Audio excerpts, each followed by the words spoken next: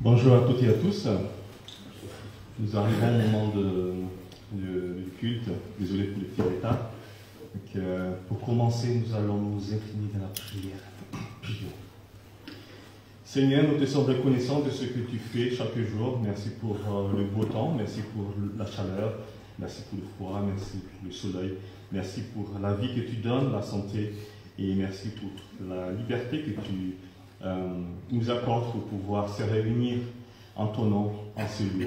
Merci Seigneur, et que ton nom soit loué, que nous pouvons te donner gloire en toutes choses. Merci. Au nom de Jésus, notre Sauveur. Amen.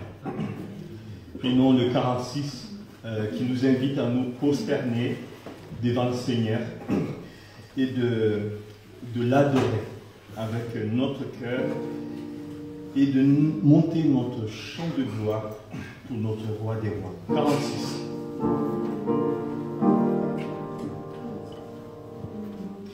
Oh.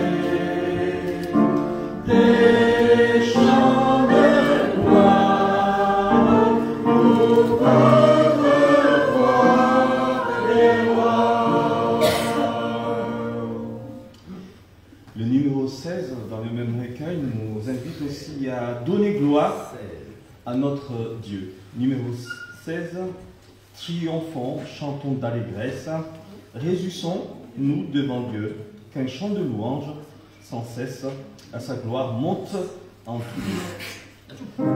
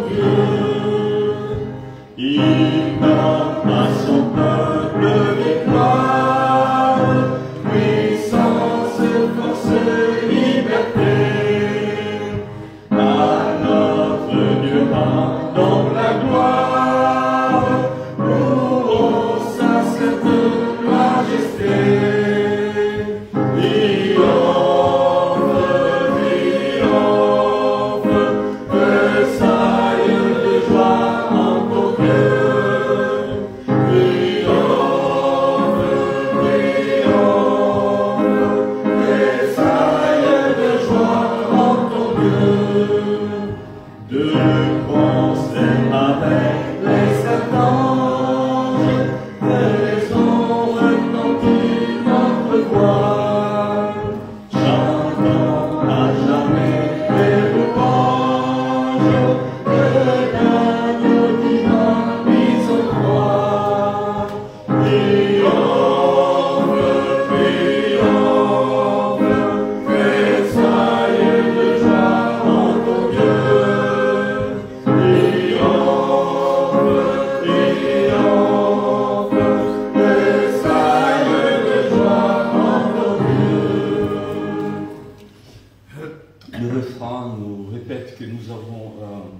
la victoire en triomphe et que nous devons tressaillir de joie en notre Dieu.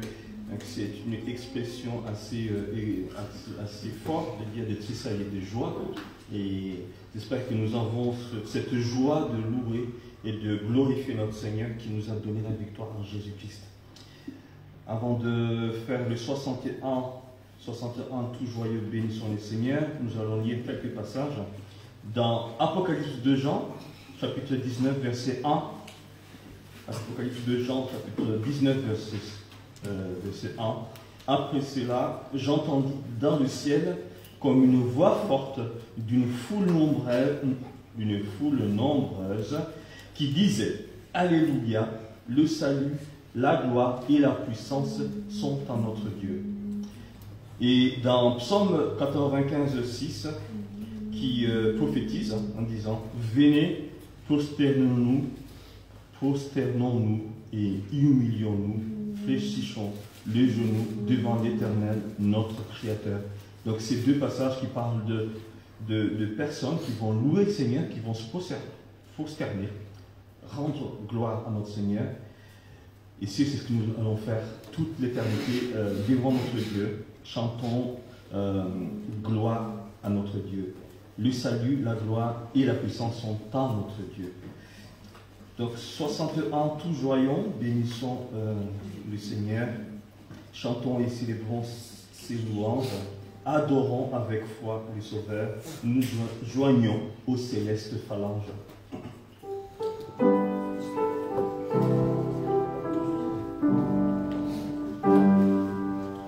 Tout joyeux, bénissons le Seigneur.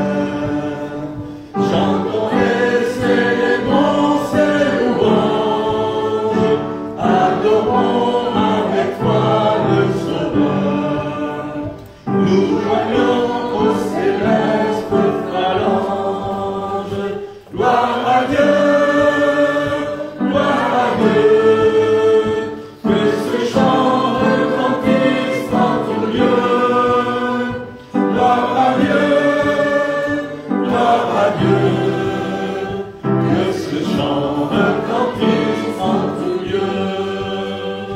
Dieu dans son incomparable amour, du ciel envoya son Fils unique, et la terre et les cieux dans ce jour s'unissent pour chanter ce cantique.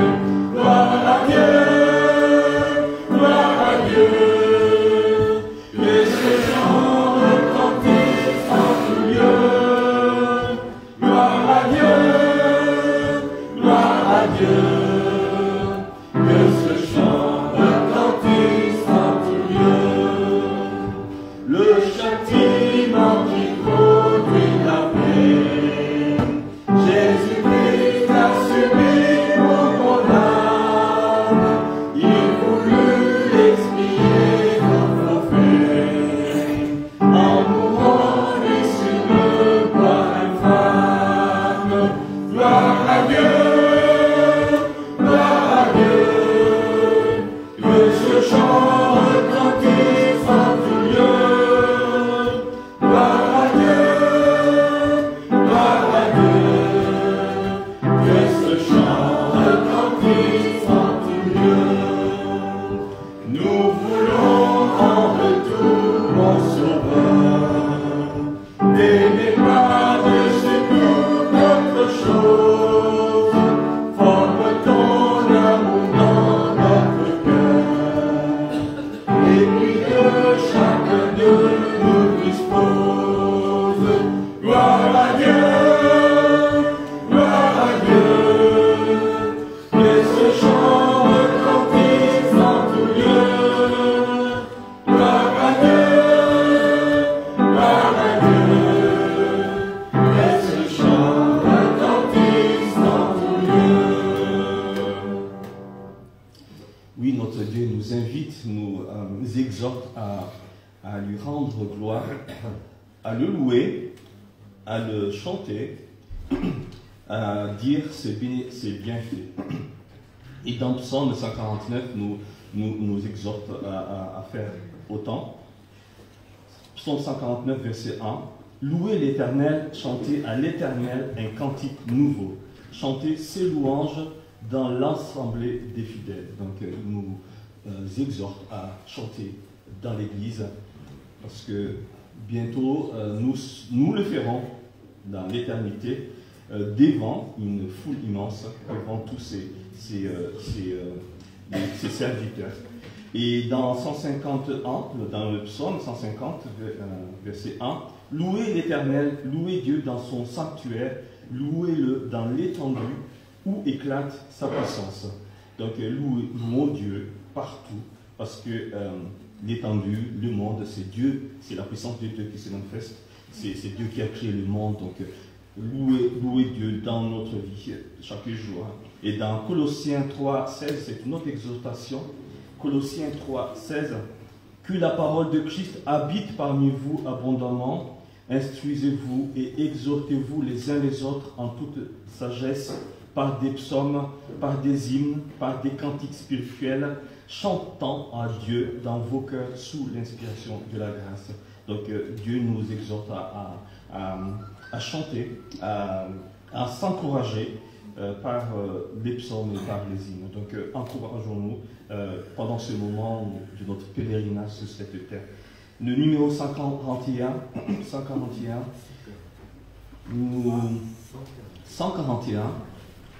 monde angoissé, régis-toi parce que nous avons un sauveur, Jésus. 141.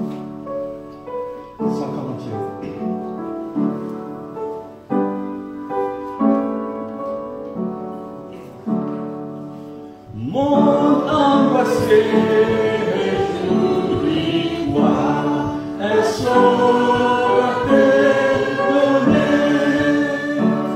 Jésus revient du ciel, Jésus ton divin roi, de gloire couronnée, de gloire couronnée, de gloire couronnée.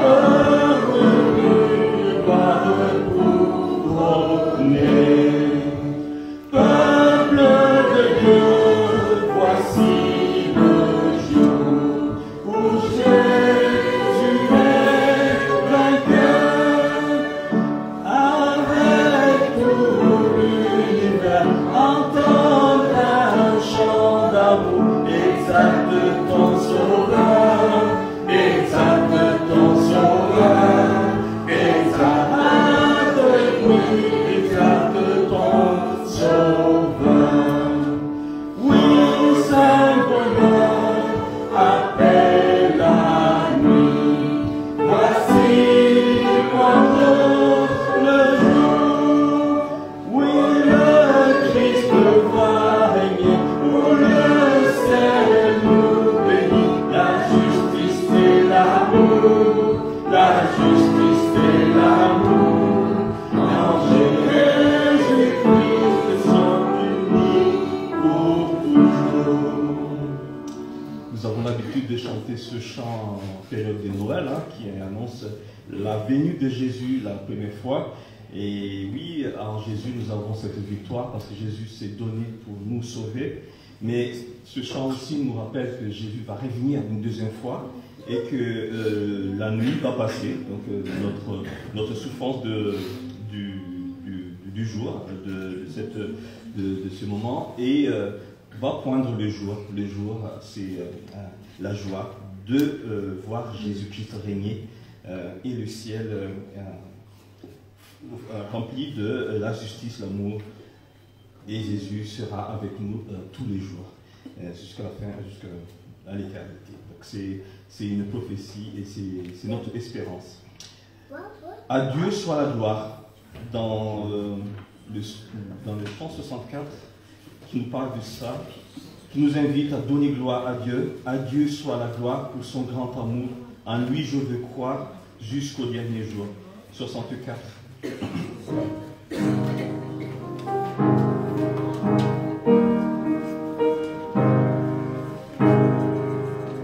À Dieu soit la gloire pour son grand amour. En lui je veux croire jusqu'au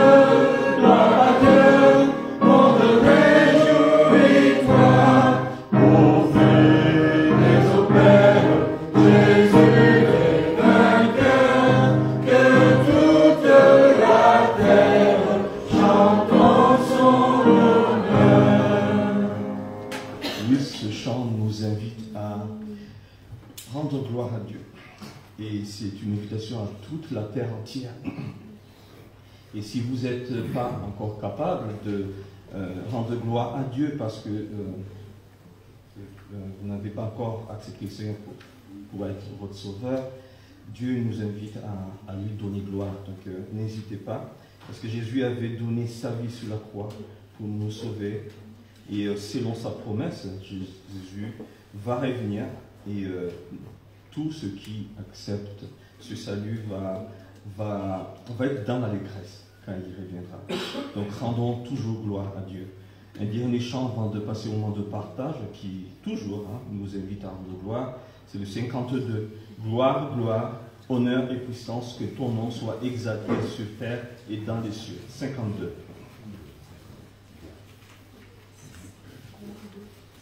Que ton nom soit exalté sur terre et dans les cieux. Force, obéissance pour ton amour, pour tes dons merveilleux. Donc il a donné un don merveilleux à Jésus. 52.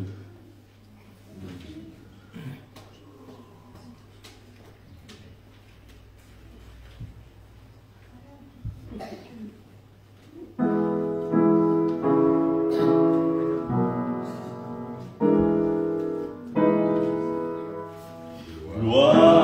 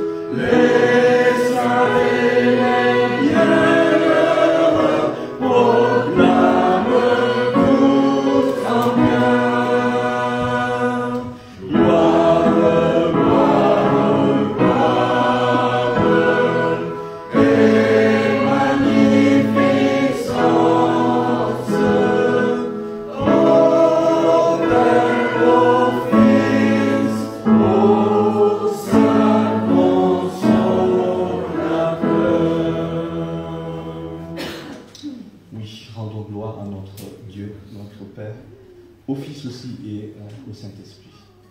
Donc je vous laisse la parole pour le partage de ces moments privilégiés où nous pouvons nous encourager, mais aussi nous rendre gloire, glorifier le Seigneur. Bien, je rends gloire au Seigneur pour deux choses en particulier cette semaine. La première, c'est qu'à l'occasion de mon anniversaire jeudi, j'ai eu de nombreux témoignages d'affection, d'amour fraternel. Merci à tous ceux qui m'ont envoyé des messages, qui ont signé la carte. Merci au Seigneur qui donne cet amour à chacun et qui prouve son amour par là aussi. Et la deuxième chose, c'est que je vous avais parlé il y a quelques semaines de nos difficultés au travail avec un gros manque d'effectifs. Donc on a une collègue qui est revenue à mi-temps. C'est déjà bien, c'est pas encore suffisant puisqu'on est encore qu'à 50% de l'effectif. Mais je remercie le Seigneur qui nous soutient, qui nous permet de continuer à faire tout le travail nécessaire sur le secteur où je travaille. Et je le remercie parce qu'il donne la force, le courage et la patience. Merci. D'autres Denise? Bonjour à tous. J'aimerais bien remercier le Seigneur par rapport à Taïla. Elle a été acceptée pour son stage en Malaisie, très loin de moi. Pendant 3 mois, elle sera là-bas. Et quand elle m'a annoncé ça, j'ai pleuré, j'ai dit non, pas ça.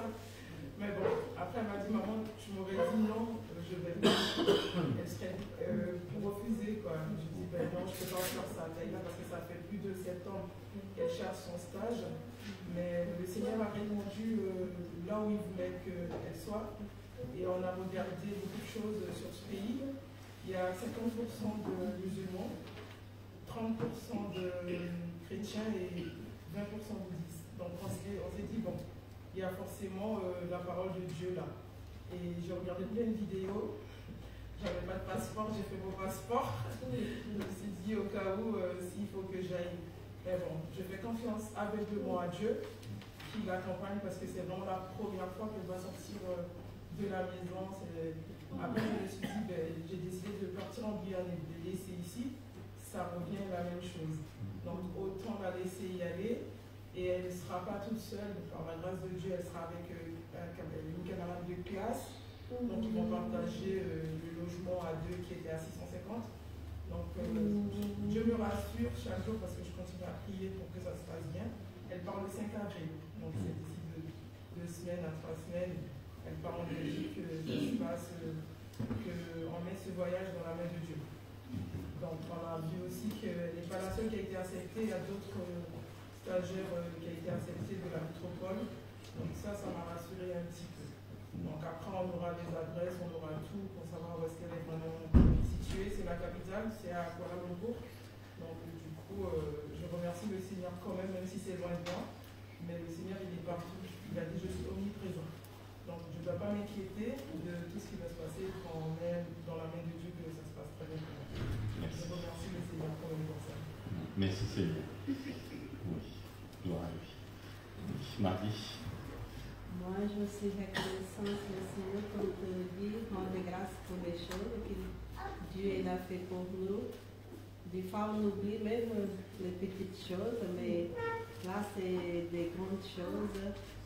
Le 12 mars, on a eu 20 ans de mariage, moi et François. Et déjà, pour moi, on a eu beaucoup de choses parce que, bon, c'était très compliqué aussi pour que j'accepte aussi le début de venir, mais je suis reconnaissante que Dieu est au milieu de nous, c'est lui qui répond, c'est lui qui nous choisit où on doit aller. Et du coup, je suis très reconnaissante pour le mari qu'elle m'avait donné, et comme chrétien aussi, et comme père aussi. Et moi, j'aime beaucoup les psaumes qui parlent de la famille, le psaume 127 et le psaume 28. Je veux demander à Samuel pour lui, il est plus fort que moi.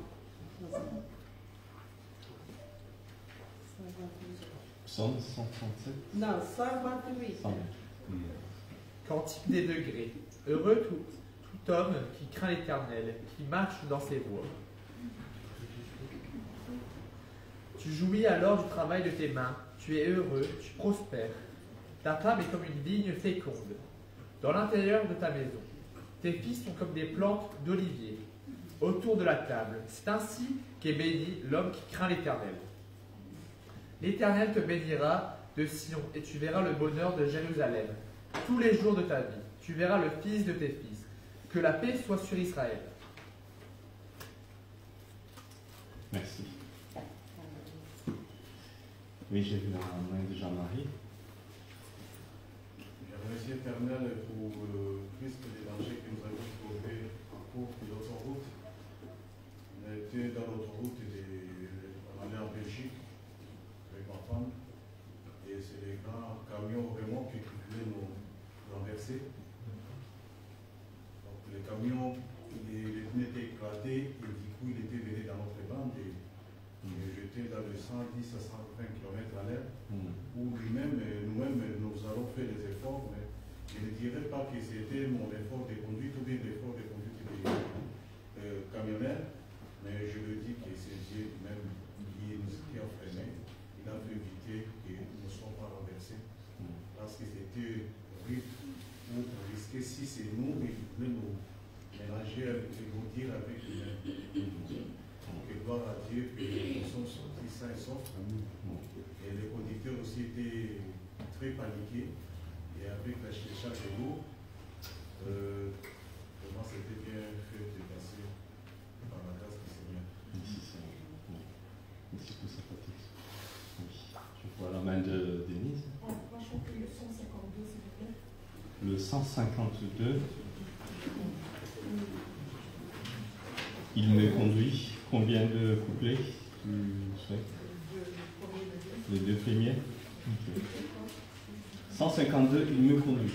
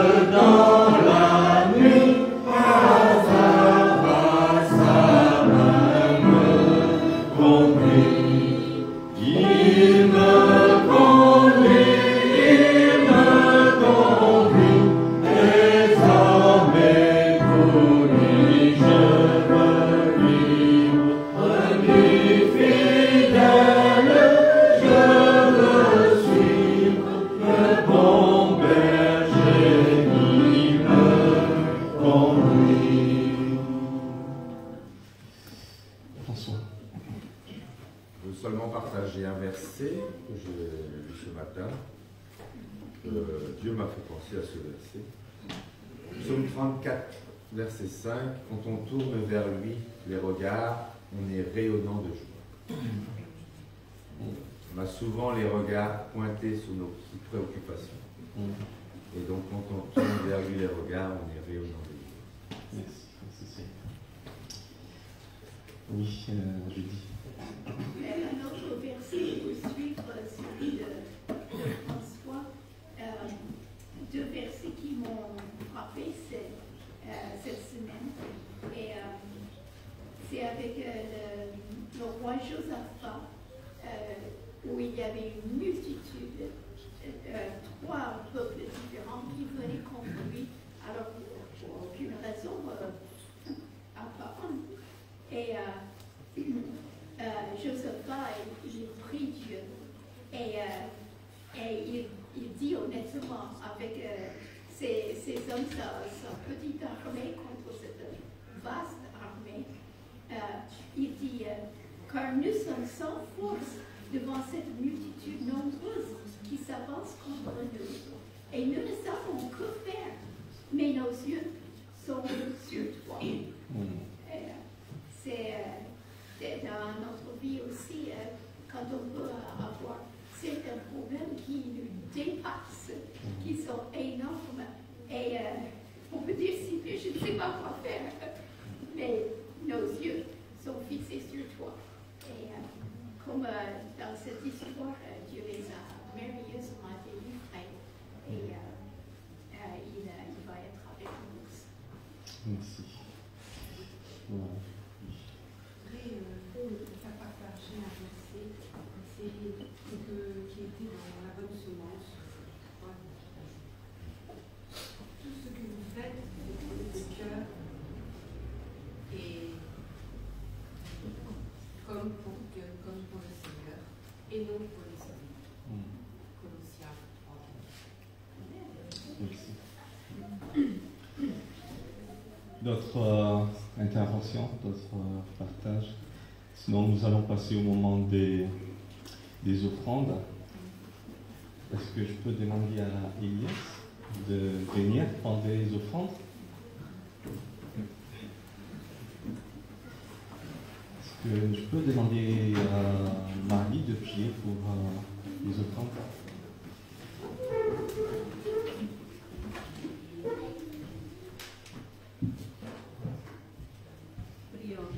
Seigneur, nous te rendons grâce, Seigneur, pour être ici, Seigneur, dans ta maison, Seigneur, pour te louer, pour t'adorer. Nous te rendons grâce aussi, Seigneur, pour les enfants que ça va donner, Seigneur, pour faire participer nos missionnaires, Seigneur, qui ont besoin, Seigneur, de ces enfants, Seigneur, qui ont faisant comme Christine vient de réciter ce verset avec notre cœur. Aussi, Seigneur, fait pour toi, pour Dieu, Seigneur, pas pour nous-mêmes. Et avec amour aussi, Seigneur, qui tu nous aides, Seigneur, à compartilher, Seigneur, cette petite offrande, Seigneur, pour ta œuvre, Seigneur.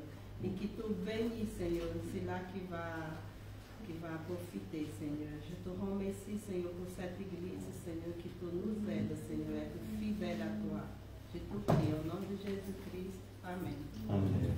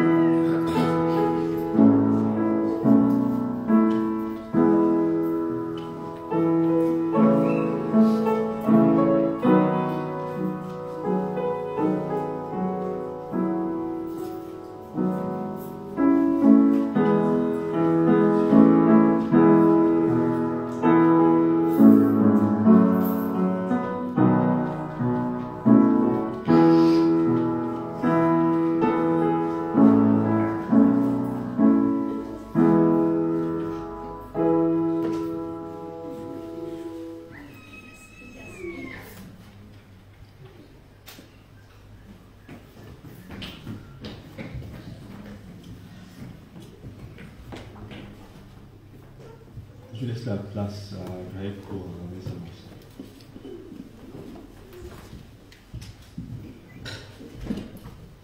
Voilà, notre Père Céleste est avec nous. Jésus dit, quand 2, 3 sont ensemble, et en mon nom, je suis là au milieu d'eux. Merci Seigneur, il est là, il est avec nous. Et nous pouvons le louer, nous pouvons le glorifier. Les annonces mardi soirée de prière par Skype ou bien sur place, et à 19h, et puis à 20h, le jeudi soir, l'étude biblique. Skype, Facebook ou bien vous venez sur place. Et on est en train d'étudier des choses différentes par rapport au salut, et que le Seigneur bénisse chacun. Pour la chorale, c'est dimanche prochain. Voilà, dimanche prochain, l'après-midi, répétition chorale. 14h30. Et puis aussi, à la fin du mois, il y a 5 dimanches dans ce mois. Donc, rappelons-nous qu'il y aura le repas fraternel à la fin du mois. Est-ce qu'il y a autre chose? Voilà, ok, je fais ça.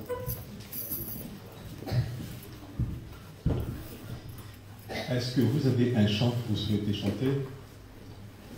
Sinon, on peut le faire, le numéro 46 qu'on a chanté au début du culte. Hein. Prosternez-vous. Donc, rendons gloire en prosternant, en glorifiant notre Seigneur.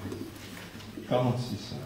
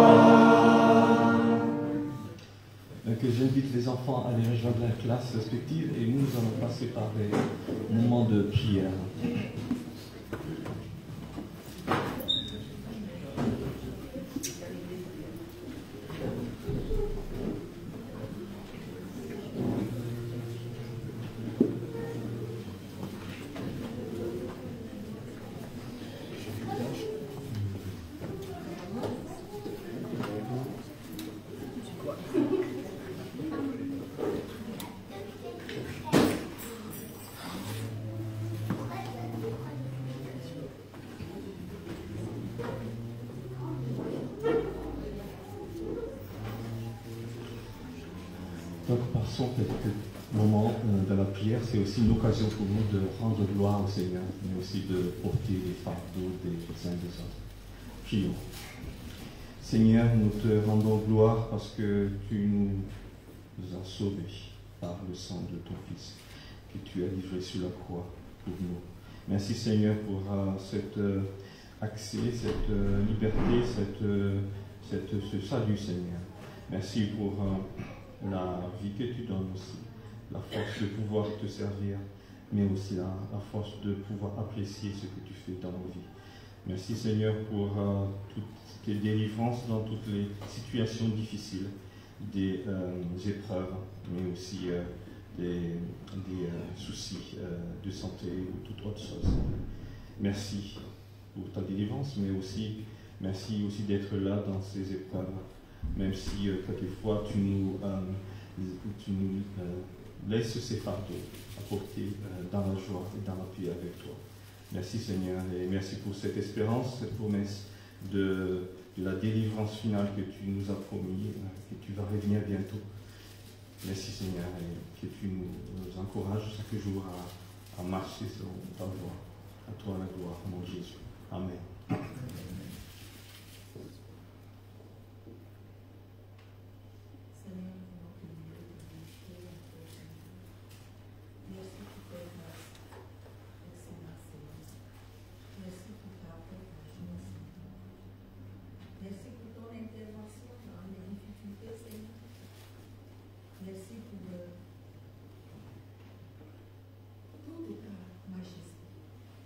Seigneur, tu es le roi qui vit.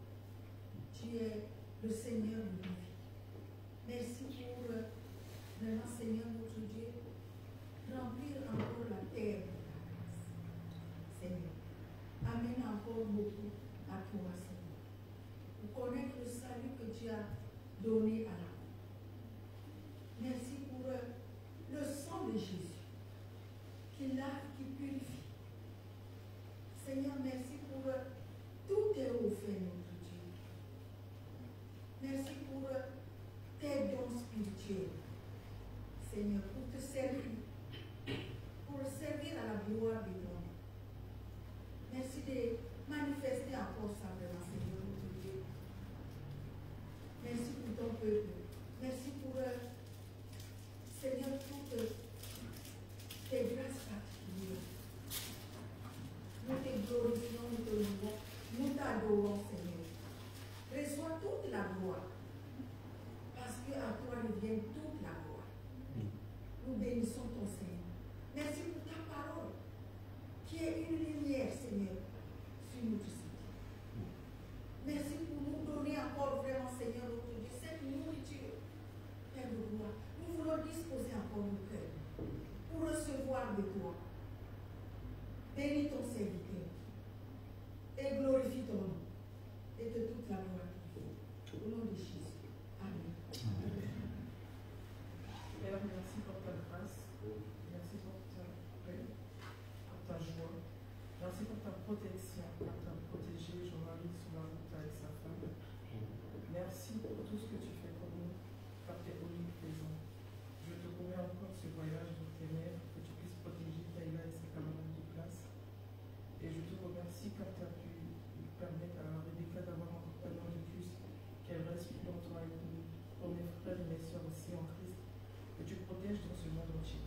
Et je remets toutes les personnes qui ne te connaissent pas aujourd'hui, mais tu as dit toujours nous péchera un jour de toi, et tout le monde donne la gloire à Dieu.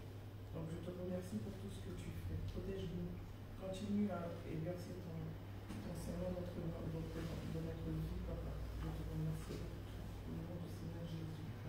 Amen. Seigneur, il n'y a que toi dans nos vies. Il n'y a que toi dans tous nos parcours. Il n'y a que toi dans nos familles. Il n'y a que toi ici devant nous. Sans toi, nous sommes rien. Continue de nous protéger. C'est à toi qu'on compte. C'est ta main qu'on souhaite toujours que ce soit élevé dans toutes nos familles, dans tous nos frères et sœurs. On ne peut compter à n'importe qui, mais ce n'est que toi. Ce n'est pas pour rien que ton sang, mon Seigneur Jésus, s'était versé. C'était pour nous sauver, nous bénir, et continuer toujours de nous guérir. Beaucoup de nos frères et sœurs ne sont pas là à cause des causes différentes qu'ils ont. Ce n'est que toi. Et comme nous tous qui sont là, ce n'est que toi qui es dans nous et continue toujours de nous protéger, de nous élever. Merci au Seigneur Jésus. Amen.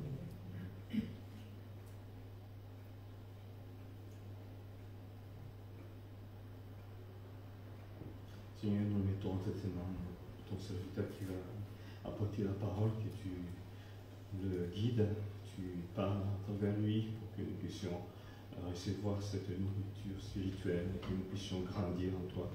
Que tu bénis aussi ton Église, que l'Église puisse s'édifier jour en jour face à toutes les adversités, mais aussi face à la mission que tu as donnée.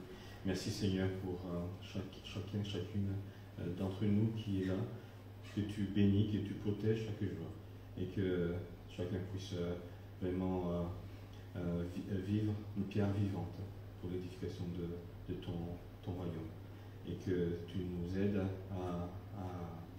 à être une lumière là où tu nous as mis, Seigneur.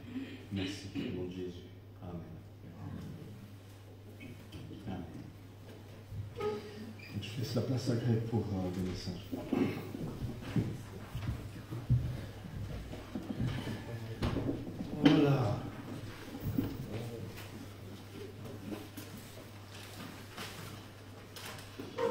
cherchons dans vos Bibles Luc au chapitre 10. Luc au chapitre 10. Luc chapitre 10. Versets 25 à 29. Un docteur de la loi se leva et dit à Jésus pour l'éprouver: Maître, que dois-je faire pour hériter la vie éternelle? Jésus lui dit: Qu'est-il écrit dans la loi? Qui lis-tu? Il répondit: Tu aimeras le Seigneur ton Dieu de tout ton cœur, de toute ton âme, de toute ta force, de toute ta pensée, et ton prochain comme toi-même. Tu as bien répondu, lui dit Jésus. Fais cela et tu vivras. Mais lui, voulant se justifier, dit à Jésus: Qui est mon prochain? Nous allons parler aujourd'hui de l'importance d'aimer son prochain. Et j'espère que nous allons comprendre l'importance de ce que le Seigneur nous demande. Nous avons dans cet texte un docteur en théologie, quelqu'un qui a fait des études supérieures, qui connaît la loi. Il peut chercher les versets bibliques, il connaît la loi d'une façon extraordinaire. Il a bien compris que Dieu veut qu'on l'aime, Dieu en premier, et qu'on aime son prochain. Mais la chose c'est qu'il pose la question parce qu'il veut se justifier. Et Jésus va lui faire comprendre qu'il n'est pas juste. Il manque quelque chose. Et on voit dans cette question, qui est mon prochain? C'est quelque chose. Quand il y a des règles, on cherche toujours les exceptions. Selon cela, n'est pas mon prochain. Jésus va le remettre à sa place. Il a cité cet homme dans la loi, Deutéronome et en Lévitique. Voilà qu'il fallait aimer Dieu, aimer son prochain. Il a bien répondu. Parce que ces deux commandements résument toute la loi et le commandement de Dieu. Mais pour se justifier, il pose cette question: qui est mon prochain? Donc Jésus va lui répondre. Le verset 30, Jésus va donner une parabole. Luc chapitre 10, verset 30. Jésus reprit la parole et dit: Un homme descendait de Jérusalem à Jéricho. Il tomba au milieu des brigands qui le dépouillèrent, le chargèrent de coups et s'en allèrent, le laissant à demi-mort. Voilà cet homme, il fait un voyage, tout seul. On ne sait pas qui c'est, on ne sait pas s'il est riche ou pauvre, n'importe. Mais les brigands lui prennent tout. Ils l'ont battu, ils l'ont roué de coups, ils ont été méchants avec lui, et ils l'ont laissé sûrement avec quasiment rien. Cet homme est en danger de mort. Ils l'ont laissé demi-mort. Et quelles sont ses blessures, on ne sait pas, mais peut-être il a des os qui sont cassés. Peut-être il a... que sais-je. Mais il est dans une situation sans espoir. Et donc Jésus, il va donner l'exemple de 3 hommes qui passent par là. Le sacrificateur, l'homme religieux, verset 31. Le lévite, verset 32, au service au temple. C'est un serviteur dans la maison de Dieu. Et puis le samaritain, verset 33 à 35, celui qu'on n'aime pas. Et puis après, Jésus tire la conclusion. Verset 31, nous lisons: Un sacrificateur qui fortuitement, heureusement, descendait par là, fortuitement, descendait par le même chemin, ayant vu cet homme, passa outre. Le sacrificateur, cet homme religieux, celui qui connaissait la parole, qui étudiait la Bible, qui connaissait, cet homme qui connaît les Écritures, un homme qui a le respect du peuple, un des sacrificateurs, c'est quelqu'un avec une poste importante dans la religion de l'époque. un homme qui pensait être un exemple. Et sûrement, c'est l'homme qui se voyait juste. Et sûrement, cet homme pensait qu'il aimait Dieu de tout son cœur. Mais il n'ose pas intervenir. En France, on a la loi non-assistance de personnes en danger de mort. Cet homme, il ne fait rien. C'est un homme qu'on aurait pensé que c'est le premier qui aurait fait quelque chose. Un homme qui aurait fait beaucoup. Mais voyons, 1 Jean chapitre 4, on va revenir à Luc chapitre 10, mais 1 Jean au chapitre 4, 1 Jean vers la fin du Nouveau Testament, 1 Jean chapitre 4 et verset 19. 1 Jean chapitre 4 et verset 19. Nous lisons, pour nous l'aimons parce qu'il nous a aimés le premier. Si quelqu'un dit, j'aime Dieu, qui haïsse son frère, c'est un menteur. Car celui qui n'aime pas son frère qui voit, comment peut-il aimer Dieu qui ne voit pas? Et nous avons en lui ce commandement, que celui qui aime Dieu aime aussi son frère. Cet homme religieux, sûrement, si on leur aurait posé la question à cet homme, est-ce que vous aimez vraiment Dieu de tout votre cœur, de votre âme, de votre esprit? Il aurait dit oui, bien sûr. Mais le passage dit, si on n'aime pas son frère, comment peut-on dire qu'on aime Dieu? Je vois mon frère, je vois mon prochain, je vois ses besoins, je le connais. Mais ce Dieu, je ne vois pas. Mais Dieu existe. Mais c'est plus facile aimer de tout son cœur quelqu'un qu'on ne voit pas qu'aimer celui qu'on voit. C'est facile à dire que j'aime Dieu, mais c'est en aimant son prochain qu'on le démontre. L'homme qui est créé à l'image de Dieu, on est appelé à l'aimer. Dans ce même chapitre, 1 Jean chapitre 4, verset 7, nous lisons, bien-aimés, aimons-nous les uns les autres, car l'amour est de Dieu. Et quiconque aime est né de Dieu et connaît Dieu. Celui qui n'aime pas n'a pas connu Dieu, car Dieu est amour. L'amour de Dieu a été manifesté envers nous, en ce que Dieu a envoyé son Fils unique dans le monde, afin que nous vivions par lui. Car cet amour consiste non point en ce que nous avons aimé Dieu, mais ce qui nous a aimés et a envoyé son Fils comme victime expiatoire pour nos péchés. Dieu nous montre ce que c'est l'amour. Jésus, en venant dans ce monde, fait comprendre ce que c'est l'amour. Jésus, quand il est venu, lui qui était juste et droit, sans péché, il n'a jamais menti, jamais triché, il n'a jamais rien dit de mauvais, rien ne fait de mauvais. Et Jésus, en venant dans ce monde, lui fait comprendre ce que c'est l'amour. Vous vous rendez compte?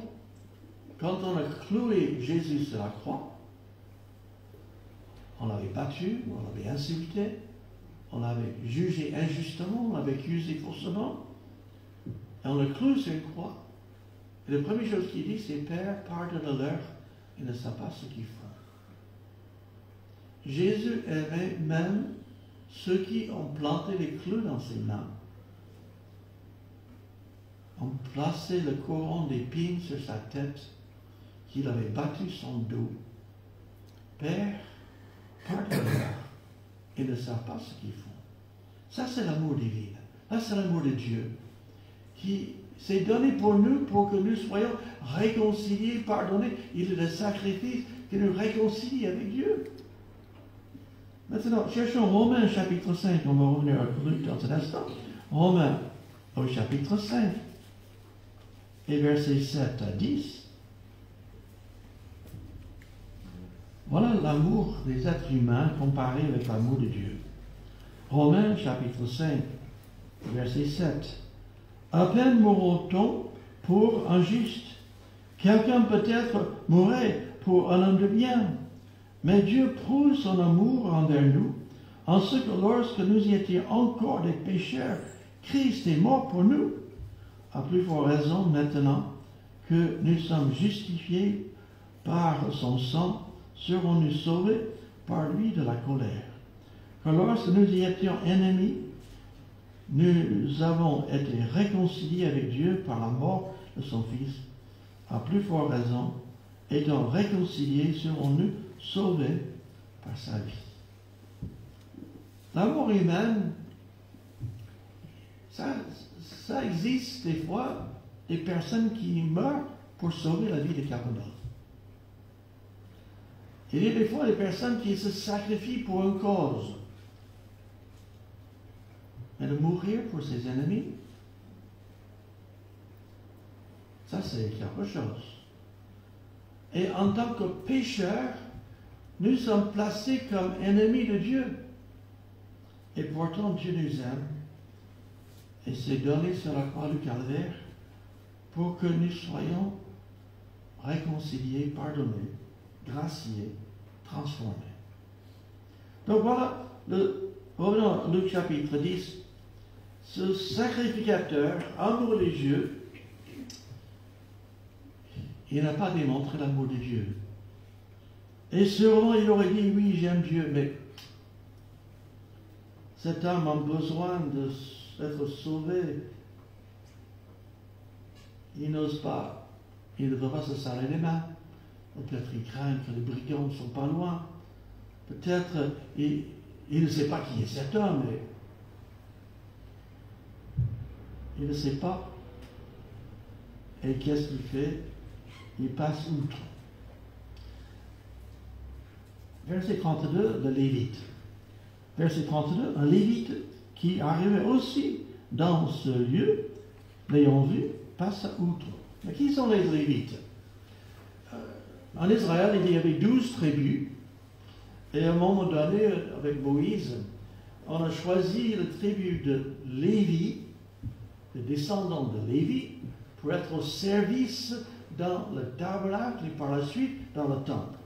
Autrement dit, quand Israël se déplaçait dans le désert, c'était les Lévites qui démontaient, remontaient, transportaient le tabernacle.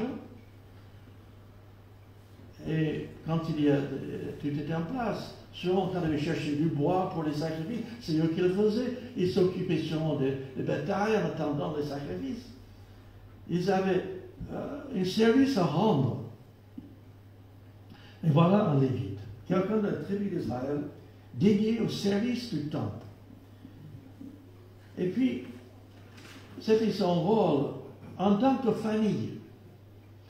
Il y a ceux qui se disent chrétiens parce que leur famille est chrétienne, mais être chrétien, c'est croire. C'est pas simplement parce qu'une famille est chrétienne. Automatiquement, on est un chrétien. Il était lévite par famille. Et qu'est-ce qu'il va faire? Il passe outre. Jean chapitre, quand on doit en Luc, on va revenir. Jean chapitre 13. Jean chapitre 13, et versets 34 à 35. L'évangile de Jean chapitre 13,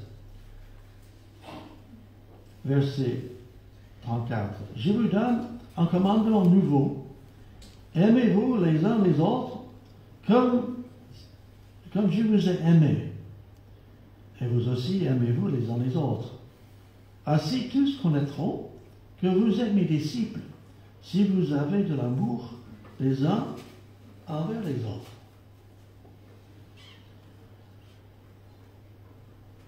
Jésus, ici, il dit, aimez-vous les autres comme moi je vous ai aimé.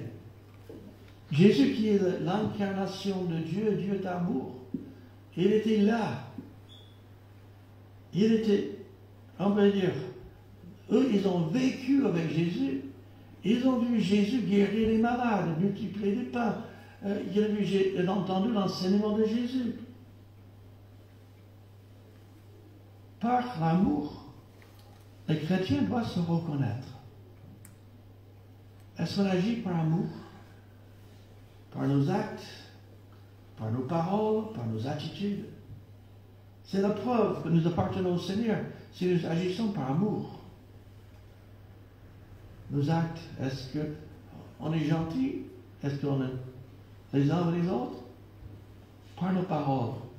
On a déjà parlé de cette monstre dans notre bouche. Je ne sais pas si vous vous souvenez de monstre. Par les paroles, on peut détruire quelqu'un. Par les paroles, est-ce qu'on parle avec amour? Est-ce qu'on parle les uns les autres? Est-ce qu'on a l'amour dans ce qu'on dit? J'espère que oui. Est-ce qu'on est édifiant? Dimanche dernier, on a parlé de l'édification de l'Église, de construire, d'encourager. Est-ce que les paroles qu'on dit, et les paroles où on a honte, parce que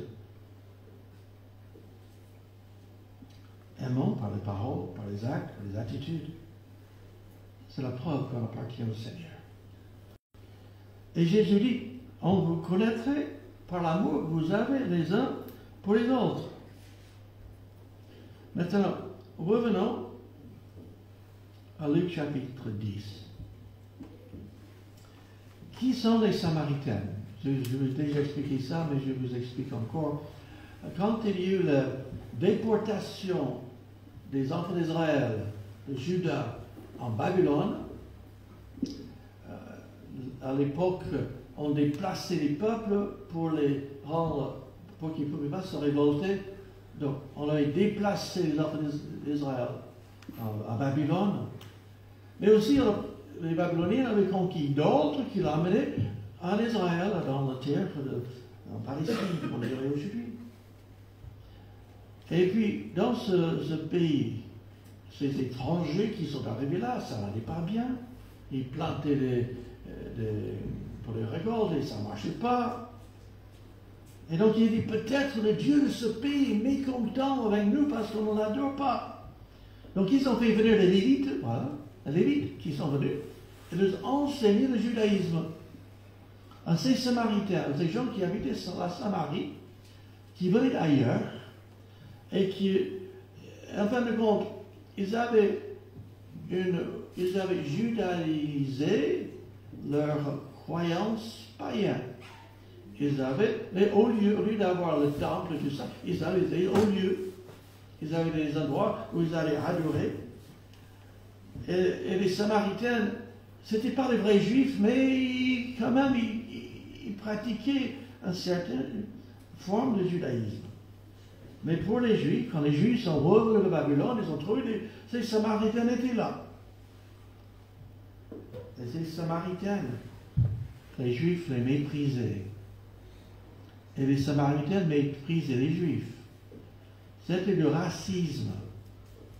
Le racisme n'est pas quelque chose qui est inventé à l'Europe ou en Amérique. Le racisme existe depuis toujours.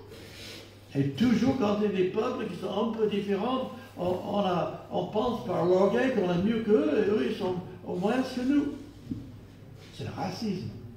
Les Samaritains étaient racistes contre les Juifs, et les Juifs étaient racistes contre les Samaritains. Le racisme n'est pas bon, je vous assure. Mais, on voit cette Samaritaine, verset 33. Mais un Samaritain qui voyageait, étant venu là, fut ému de compassion lorsqu'il le vit. Il s'approcha et banda ses plaies, et y versant de l'huile et du vin, puis il le mit sur sa propre monture, le conduisit à une hôtellerie et prit soin de lui. Le lendemain, il tira 2 deniers et le donna à l'autre, et dit, aie soin de lui, et ce que tu dépenseras de plus, je te le rendrai à mon retour. Wow. Cette Samaritaine, lui arrive là, ému de compassion, touché. Donc, il va penser les blessures. Il verse de vin sûrement, je ne suis pas médecin, mais il y a de l'alcool dans le vin, peut-être ça nettoie les plaies, je ne sais pas, je n'ai jamais imaginé utiliser le vin pour ça, mais peut-être. Le vin, l'huile, les pansements. Et en plus, il prend cet homme, il le met sur sa monture. Je ne sais pas si c'est un cheval ou si c'est un âne, je ne sais pas. C'est un animal lequel il était monté. Et là, il allait lui devoir marcher pour transporter ce pauvre victime de ces brigands. Et puis, il l'amène à l'hôtellerie où il s'occupe de lui. Et même, il va payer à sa place. Il prend soin de ses besoins. Et pourtant, cette Samaritaine, sûrement, il s'occupait de ce juif que normalement, mais Jésus, quand il est arrivé à la pluie en Samarie un jour, une femme samaritaine est venue et Jésus lui a parlé. Et cette femme a dit, toi juif, tu parles de moi, une samaritaine. Et Jésus procède de lui faire comprendre que c'est lui le Messie. Et cette femme est allée chercher les autres samaritaines pour les amener. Tout le monde du village sont arrivés. Et ils ont écouté Jésus. Oui, Dieu aime tout le monde. Dieu n'est pas raciste. Dieu, son amour dépasse les différences de culture ou de langue ou de couleur. Dieu, il voit notre âme, notre cœur, et nous aime. Donc là, on voit cette Samaritaine qui s'occupe de ce Juif. Pour répondre à la question de ce jeune docteur de la loi, qui est mon prochain, Jésus utilise l'exemple le plus choquant possible pour ce jeune Juif qui connaissait la loi. Matthieu chapitre 5, on va revenir en tout à l'heure en Luc 10, mais Matthieu au chapitre 5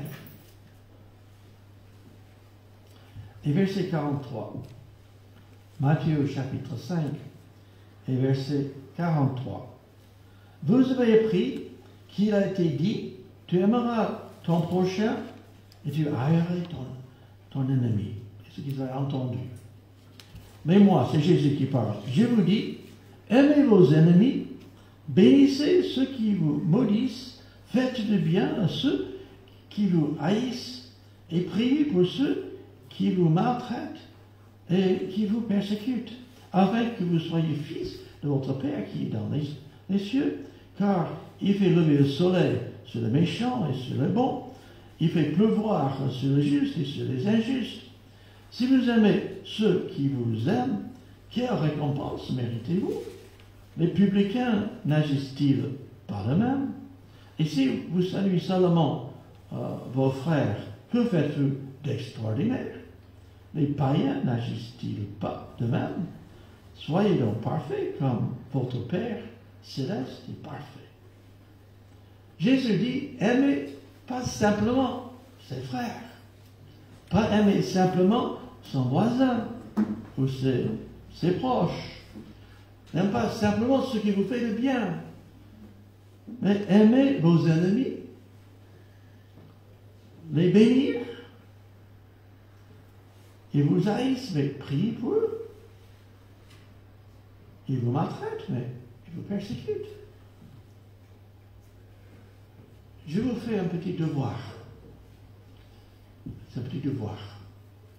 Vous essayez de faire cette semaine. Vous pensez à quelqu'un que vous n'aimez pas,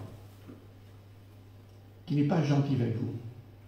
Quelqu'un qui, je ne dis pas qu'il est bon, peut-être qu'il est mauvais. Et je vous demande un petit devoir. Vous allez prier que Dieu le bénisse. Vous allez me dire, ah, ça c'est trop.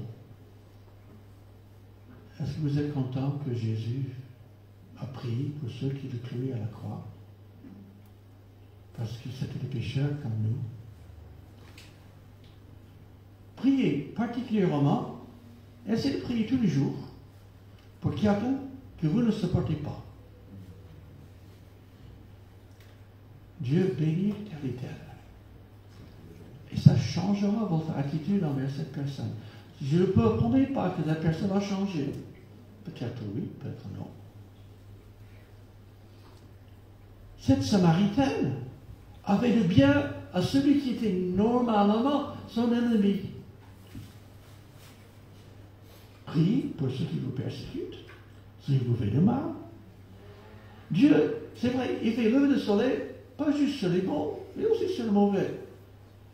Il fait pleuvoir. Vous savez, à l'époque, c'était surtout une économie agricole. Aujourd'hui, l'agriculture, c'est beaucoup industrialisé. Mais avoir la pluie, avoir le soleil, Dieu fait le bien à tous. Jésus, quand il est mort sur la croix, est mort pour le péché du monde entier. Maintenant, c'est ceux qui croient en lui qui sont sauvés. Aimer, si on aime simplement ceux qui nous aiment, c'est facile à aimer quelqu'un qui est gentil. N'est-ce pas? Quelqu'un qui est gentil avec vous, vous êtes gentil avec lui. Aimez vos ennemis, bénissez ceux qui vous maudissent, faites du bien à ceux qui vous haïssent et priez pour ceux qui vous maltraitent et qui vous persécutent. Wow! Donc, vous avez un petit devoir. Essayez, au moins une fois par jour, vous pensez, je suis sûr que tout le monde ici, vous avez quelqu'un que vous ne supportez pas. On est tous comme ça. Et priez que Dieu bénisse cette personne, que Dieu lui fasse du bien. Et voir la transformation dans votre propre cœur. Vous n'ayez pas la haine, le mépris, l'amertume dans votre cœur. Vous priez pour cette personne. Luc chapitre 6, dans la même idée, Luc au chapitre 6, verset 27. Luc chapitre 6, mais je vous dis, à vous qui m'écoutez, aimez vos ennemis, faites du bien à ceux qui vous haïssent, bénissez ceux qui vous maudissent, priez pour ceux qui vous maltraitent. Voilà le devoir. Ce qu'il faut faire, si vous voulez expérimenter, on peut dire, la réalité de l'amour de Dieu dans votre propre cœur. Aimez vos ennemis comme Christ vous a aimé. Revenons à Luc chapitre 10. Donc Jésus, il pose cette question, verset 36 et verset 37, à ce jeune homme. Ce jeune homme théologien, docteur de loi, lequel de ces trois te semble avoir été le prochain de celui qui était tombé au milieu des brigands? Qui agissait en prochain?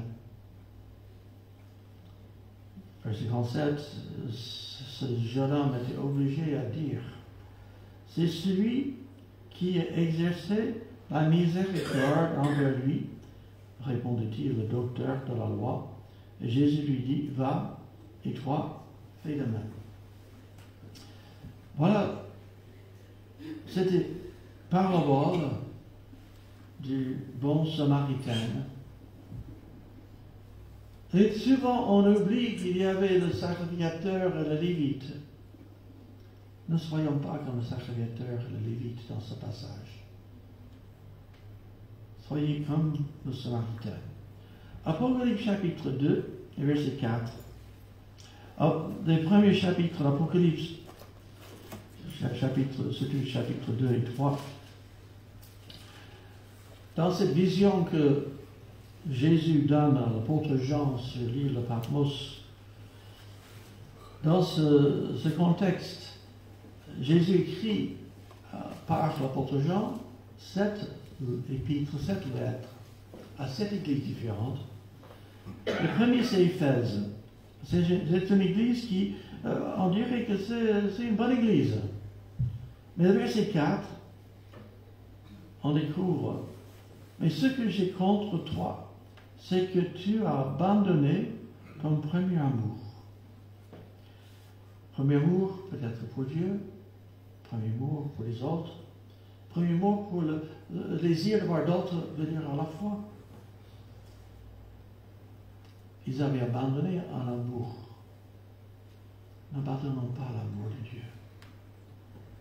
Que l'amour de Dieu nous remplisse, nous aide, que nous puissions vivre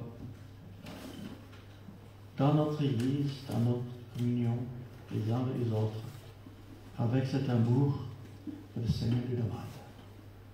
Aimez-vous les uns les autres. Prions le Seigneur. Et notre Père, nous voulons te louer parce que toi, tu es amour. Et nous avons tout à apprendre l'amour, de faire du bien aux autres. Seigneur, que tu remplis nos cœurs et nos vies avec cet amour. Et Seigneur, que dans ta grâce et dans ton amour, tu les aides, Seigneur, aussi à aimer ceux qui ne m'aiment pas. Comme cette Samaritaine qui, dans la culture de l'époque, ne devait pas aimer les Juifs. Mais en même temps, il a donné de bon exemple pour nous aujourd'hui. Merci notre Père. Que ton nom soit glorifié, que tu agis dans nos cœurs et dans nos vies. Et Seigneur, que nous puissions, notre Église soit remplie de l'amour, les uns envers les autres. Que notre discours, notre façon d'agir soit constructive les uns avec les autres. Merci notre Père. Au nom de Jésus. Amen. La Sainte Seine.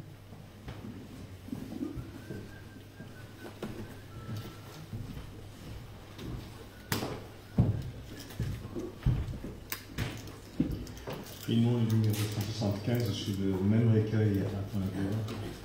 175 qui parle de l'Esprit de Dieu qui nous aide à rendre gloire à Dieu, mais aussi à vivre l'amour. 175.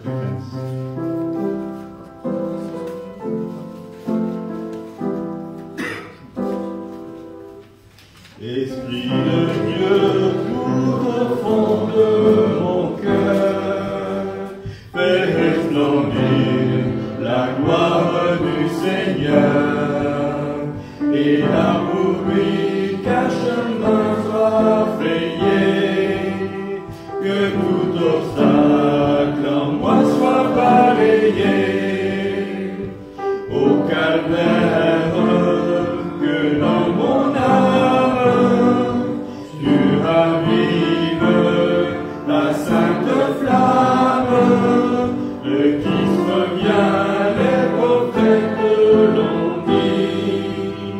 Prépare-toi, c'est peut-être aujourd'hui, et que sa gloire remplisse l'univers, comme les eaux couvrent le fond de mer. Encore une fois. Esprit de Dieu, tout au fond de mon cœur, fais resplendir la gloire du Seigneur, et là pour lui qu'un chemin soit frayé, que tout obstacle en moi soit balayé, au calvaire que dans mon âme tu ravives ta sainte flamme, le Christ revient, les prophètes l'ont dit. Prépare-toi, c'est peut-être aujourd'hui, et que sa gloire remplisse l'univers, comme les eaux couvrent le fond des mers. Que cet esprit ravive votre flamme, votre flamme, cette flamme, et que Jésus va être vraiment le preuve de notre appartenance à lui, par l'amour que nous pouvons envers chacun. Merci. Et que bonne semaine.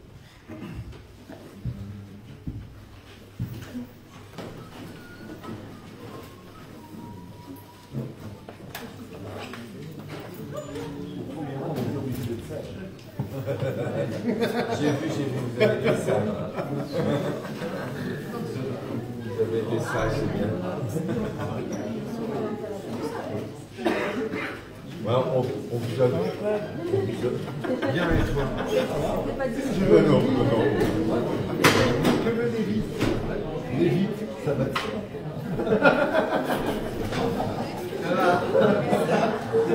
Pardon, il est beau. D'accord. Moi, je cherche, j'en ai pas de